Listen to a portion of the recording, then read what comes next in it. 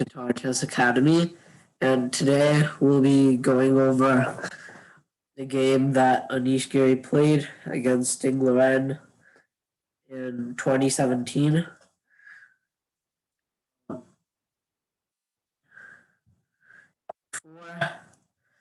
And e5. So Ding rarely played e4 before this, so this was the first time he'd played it in a long time. And after this game, he went on to have his unbeaten 110 game streak until Carlsen beat it. So Anish went for e5 here, just like a solid line, because if he went for like something like the Sicilian, the Sicilian Najdorf, it could be more dangerous against prep here. So he just went for e5. And this is the Italian game with bishop c4, bishop c5, castles, knight f6, d3, castles, h3, d6. So here, if you're worried about bishop g5, you can just meet it with h6. Also, another idea in these types of positions is to go knight e7 and try to regroup the pieces like this. Maybe try for some break like this. This is one idea, but probably not the best here. So here, bishop g5 can be met with h6 and g5. So you might say that this structure is weakening, but first we misplaced the bishop on g3. If this bishop were on e3, then this would just be a weakness. But in these structures, it's also not clear if this has caused our king to be weak or it's an aggressive push. Where we could just follow it up with knight h5 here, and we're threatening the g3 bishop, and these knight e5 moves don't work. So after bishop h2, we could eventually bring our knight to f4. And has a pleasant position here. So bishop g5, if it's like it can be a very quick way to win, like against inexperienced players. Like say bishop g5. Let's just like construct this type of position. Let's say some random move. Knight d5 is very strong. Knight d5 is very strong. It puts pressure on this knight on f6, and h6 can't be played because of knight f6, bishop h6, which is completely winning. So, like, because the knight isn't on c3 and can go to d5, this like isn't much of a threat. So c3, a6, e4, bishop a7. So this is like a common way of playing this position. So the reason why you go a6, bishop a7 is say you go rook e8. After rook e1, you go bishop e6. And here, if you take with the rook, which is what you're meant to do when you play rook e8. Otherwise, if you would take with the pawn, you would keep your rook on f8. So this could fall into like some traps here with d4 if the bishop moves away. So here, d5 forks, not that. It forks the rook and the knight. So that's like one kind of trap that a6, bishop a7 avoids. So this is like one of the common positions. Bishop e6, knight f1. So this is like a move that's been played by Kramnik, and it's a simple move.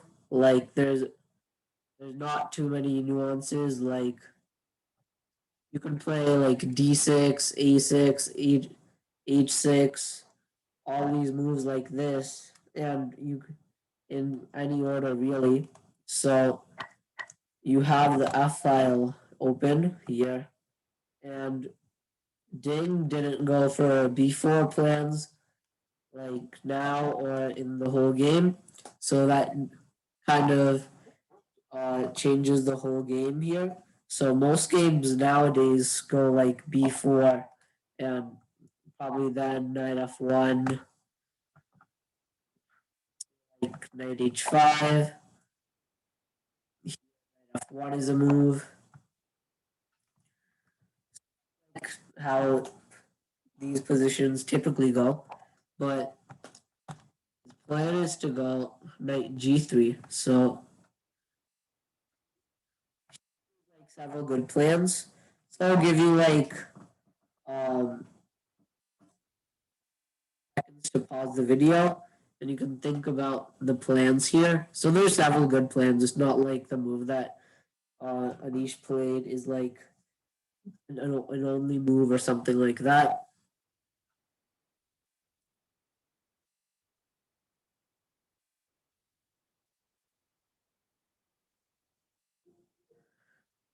So Anish played knight h5, and this has the idea of going knight f4. And there's like other ideas that you could have here, like knight e7, knight g6 is one. Also, you can even go e5 here, but like the nuances are very subtle. So you want knight h5 and now a5 to prevent b2, b4, because otherwise it would seem like you got outsmarted by like postponing it. So we took on e7, rook a7, and d4. So this is like a direct approach here. So how should you answer this? I'll give you another 10 seconds to pause the video.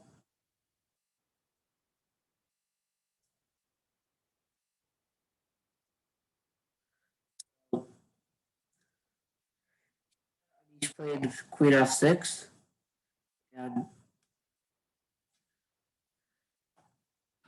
like a very flexible move. If you said queen e8, intending to go to g6, well, then queen f6 is better because it has um, all the flexibility. It can go to g6 also, and it's on a more active square. So, rook e3 here, knight f4. This is like an important point in how black decides to play. So, white goes h4. The idea is h4, g3, taking away the f4 knight, but like the kingside weaknesses will like show up later on in this game. More natural would have been like a move like king h2, but h4, g3 is a good idea. So plans in this. One plan is to go like rook a6 to b6.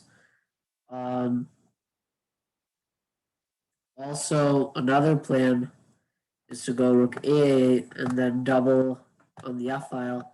And if you played rook f7, this would like pretty much be the same thing, but if you look at the harmony, you can see that this rook on f8 is doing something, and this rook on a7 feels kind of misplaced. So strong players will sense that, oh, what's my worst piece? And they'll see like the rook on a7.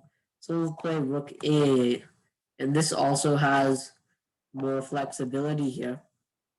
So here you want rook a8. And also controls the d file as well. So there's more flexibility. This is an important point. So he takes with the knight, and if you ask, like, why didn't he take with the pawn? Well, the reason is this knight on c6 is a passive piece, and the knight on f3 is just putting pressure. Like, say you take here, the knight is just pressuring here. And also the c3 pawn pressures, controls d4 and b4. So say you take and then they go c4, this would be very good for us because now d4 and b4 have been weakened and we'll protect this with one of our pieces eventually, and this will be a good version. And also with 95, we take away this good defender of the king here. And now f3. So rook a d8, queen c2, knight h5, h2, and now this is a very crucial in the game here. I'll give you 10 seconds to pause the video, but you should think about like what your opponent will do if you play this move. So you have to like think about your opponent's response and understand like the nuances in the position. 10 seconds to pause the video.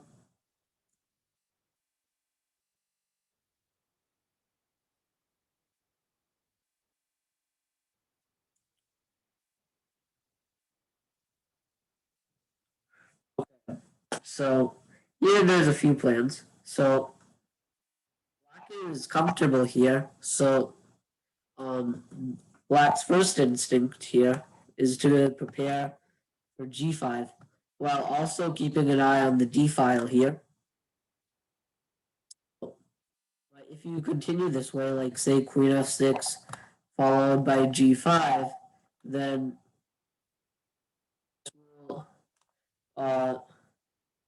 the position will just simplify, and because we have these doubled pawns, we don't want that. So like here in this position, these doubled pawns aren't really like much of a weakness really, but the attack isn't really that harmful to white as well. So the position is like comfortable, but you can't just trade everything and make a draw here. So some other ideas here. Also, if you go rook d6 followed by rook f to d8, it'll be followed by rook to d1, and the rooks are getting traded with a mass exchange here. And rook d7 and rook f7 are pretty much the same, which will be met with rook d3 or rook d1. So he played rook f6. So this is like the decision that basically won him the game. So he plays rook f6 to play rook df8, which is the point. And here, why did he play rook f6, not rook f7? 10 more seconds to pause the video here.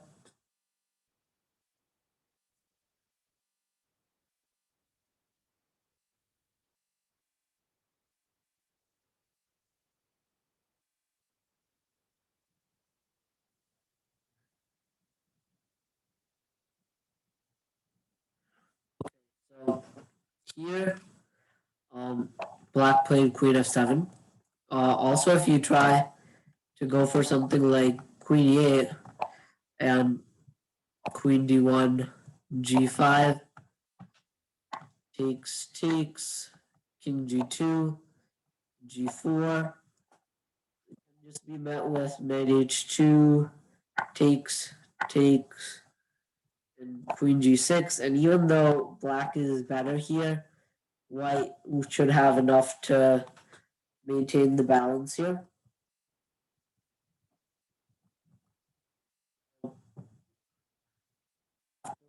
D3. You want queen f7. And basically, like all these moves, you can just focus on like this side of the board, like this here. All these squares from here to here. You don't really have to worry about the queen side or the center. So that makes it simple, but it's still kind of complicated here because he's maneuvering his around his pieces, rook f6, queen f7. So e1. So this would actually be the only move against queen e8. But here, this natural move is kind of a mistake here because I'll give you 10 more seconds to pause the video and try to find out why queen d1 is a mistake here compared to the previous position.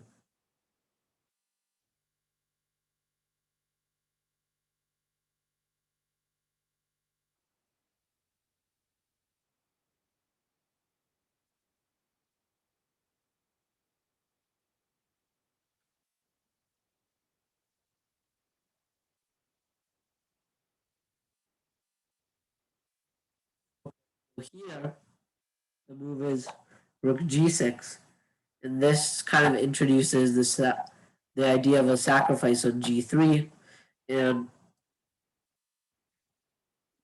the difference why queen d1 is a bad move here is because against queen e8, queen d1 is good, but it's important that they can meet rook g6 with queen f2. So here, like the best move is queen d2, and f2 would not be a good move because of g5 here, but queen d2 is like probably the best move here. But it's hard to understand why, like what's the difference between d2 and d1. So against like the plan of g5, as well as like the rook g6, white should be able to hold this, and g5 takes rook d8, and the rooks get off, and white is perfectly fine. So also have queen f2, queen f6, but like it's possible to try to prepare a sacrifice, but there's not really much of an advantage after rook d7, knight g3, queen h4, king g2, h5, rook e1, queen g5, h3, rook f4. And black always has a perpetual here, but there's nothing really more than a draw.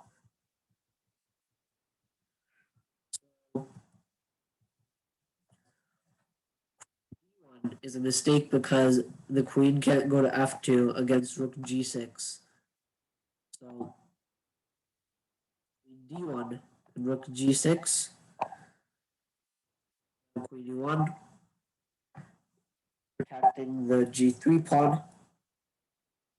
Now, first, what's the problem with rook to d8 here? 10 seconds to pause the video.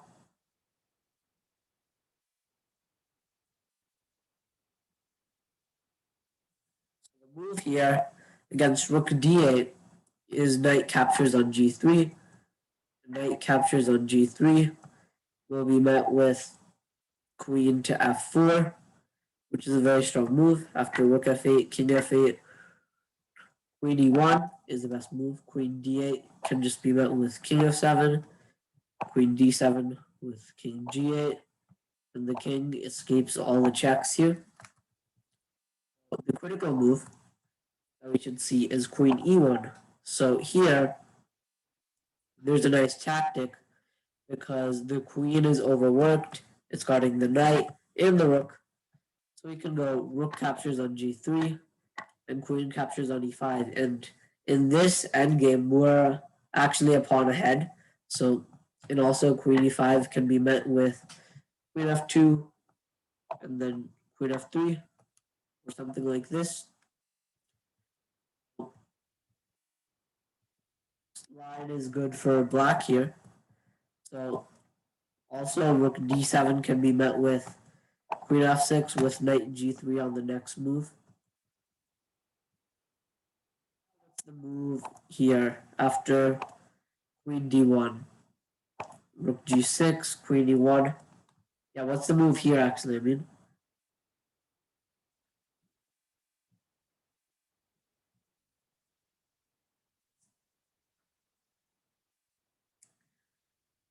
another 10 seconds to pause the video.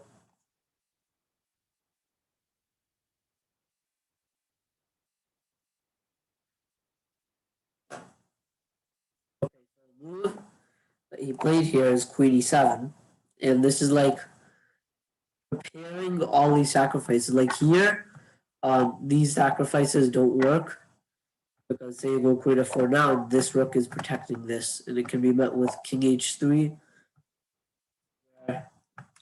This rook protects the e3 rook, so rook g3 is no longer a threat here. So he just prepares all these sacrifices and makes them all better by like doing this little quiet maneuver here. And it's hinting at knight g3. So here,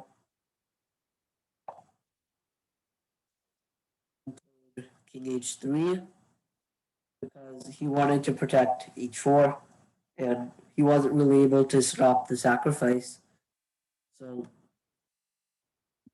is I'll just give you like 10 more seconds to pause the video.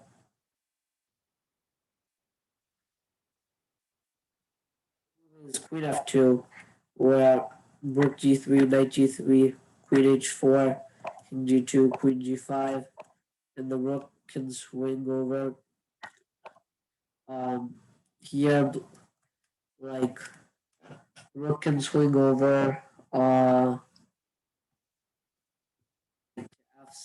or f4. So white's best play is to go king f1, knight g3, king e1, where black has a big advantage here. So one plan is to go knight h5, knight f4, and here also h5, h4 is a plan, and c5 is also a plan here. This line, king g1, we met with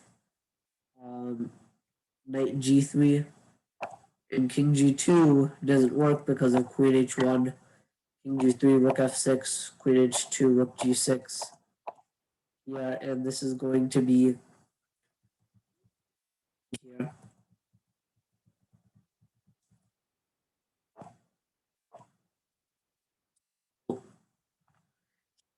Like a very clean tactic, so it doesn't like win immediately, but it's kind of like it's hard because there's quiet moves involved here. So there's like one sacrifice, and then you have like a quiet move. What's the critical line here?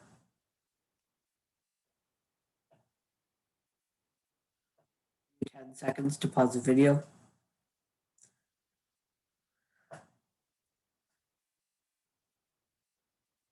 So here, the line is the best option is here rook g3, knight g3, knight f4, king h2, queen h4, and king g1. So here, like, if you look all the way up to this phase and decide, okay, there's nothing more, that would be fine. But because this is like there's not like a crushing blow, but here you just improve your worst piece. You go rook f6, rook d8, king h7, rook d2. So he's trying to come up with some tricks here, but white is clearly worse here. Rook g6, rook g2. Here, best way to finish this off? Like, what's the best plan here? I'll give you like 10 more seconds to pause the video.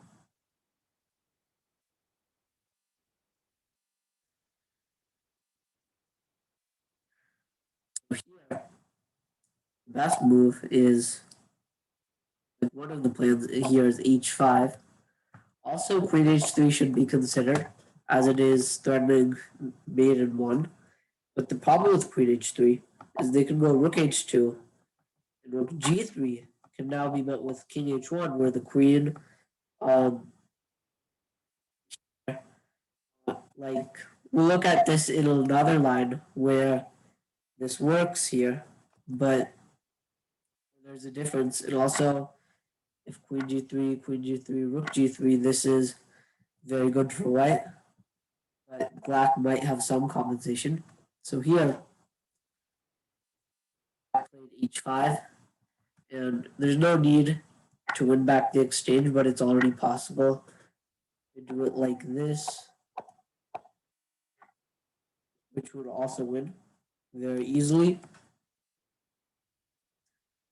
h5, rook h2. Now it just goes rook g3 and queen a. The queen could now go to g5, where on h3 it couldn't go to g5. So queen f1, kind of avoiding these knight h3 moves here. So white avoided this threat, but here just h4, h3. And you can notice how the game is just centering around like these squares here. But like he's maneuvering his pieces around and creating threats. So rook d1, h5. Now here this is um, like the easiest way, as he saw this mating pattern here after rook hd2. What's the move here? So I'll give you a hint. So first piece here.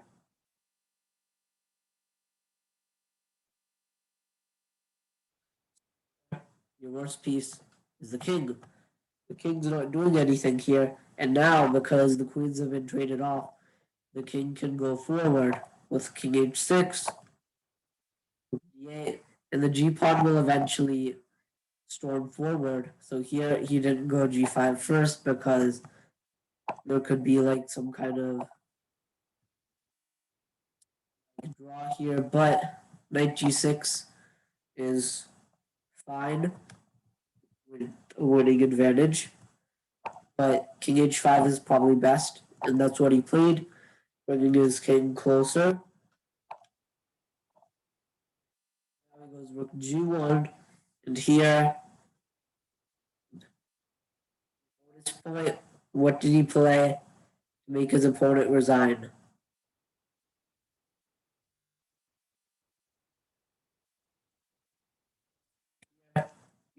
He just played knight e2, stopping like this check because he can no longer check from behind. And also with the threats of like knight g3 and g5 coming, um, it's lost here. So white resigned here. So this was played before England went on to have a 100-game winning streak. So both very good players. Yeah, in a very instructive game. From the start, you can see how he plays rook a8, and then he plays 95 because this knight on c6 isn't very good. And here, like, there's like an analogy you can think about. Like, this rook is not very good. And this rook is better than this rook. So you just want to have this harmony here, and your opponent won't know like what you're planning. When if you go rook f7, it's obvious you're going to go rook a8 and here, and now it can just be met with like something like this, where this rook is kind of out of place, and it gives white some time here. So first you just want to get rid of the bad pieces and just improve them. And here you play 95. And then rook f6, allowing for this queen f7. And all these like subtle nuances made him like slowly outplay white here. Like rook g6 and this little move queen e7. And then he strikes with another tactic here.